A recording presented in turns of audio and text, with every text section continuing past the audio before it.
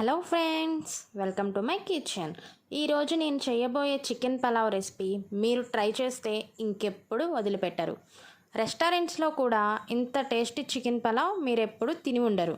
చాలా simple and easy మెథడ్లో chicken పలావ్ని ఎలా చేయాలో చూసేద్దాం. ముందుగా చికెన్ని బాగా కడిగి ఒక బౌల్లోకి తీసుకోవాలి. నేను ఇక్కడ 750 గ్రామ్స్ చికెన్ని తీసుకున్నాను. ఇప్పుడు చికెన్ని మ్యారినేట్ చేసుకుందాం.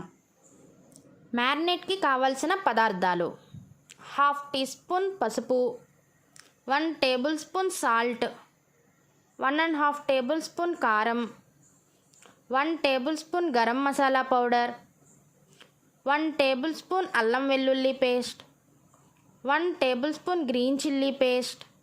ఇక్కడ నేను 4 మిర్చి తీసుకుని పేస్ట్లా చేసుకున్నాను.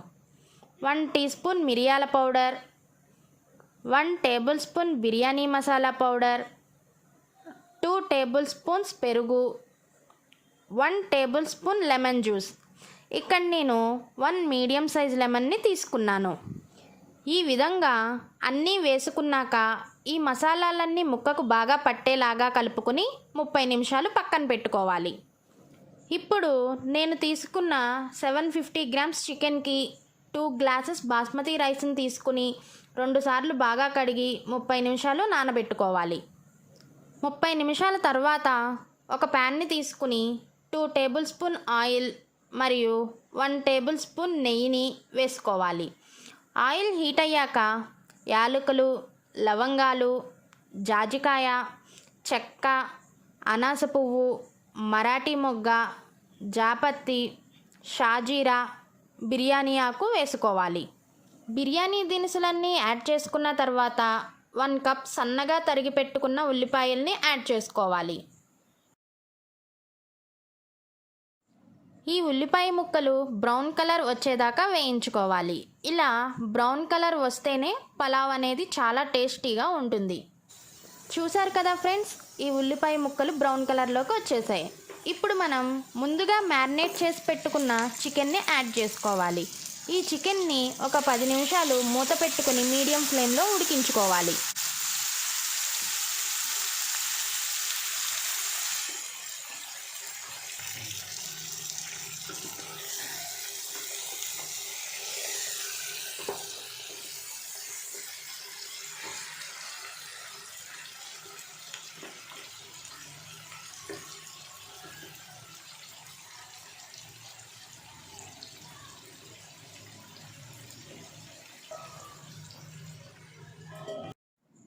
పది నిమిషాల తర్వాత వాటర్ని యాడ్ చేసుకోవాలి.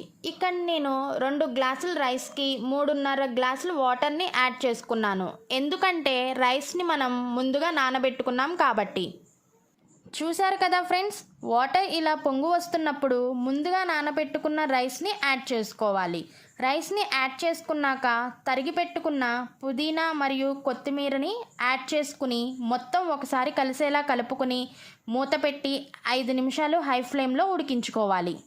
5 నిమిషాల తర్వాత స్టవ్ని లో ఫ్లేమ్లో పెట్టుకుని 15 to 20 నిమిషాలు కుక్ చేసుకోవాలి.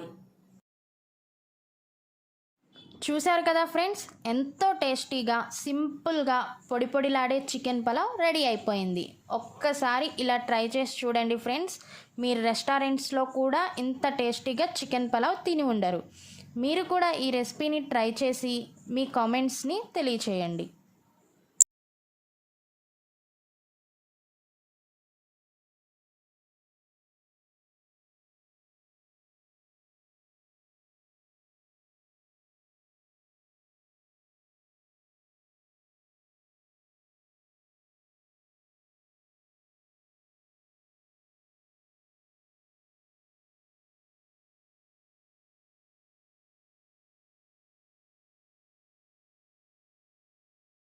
Thanks for watching. Please like and subscribe to my channel.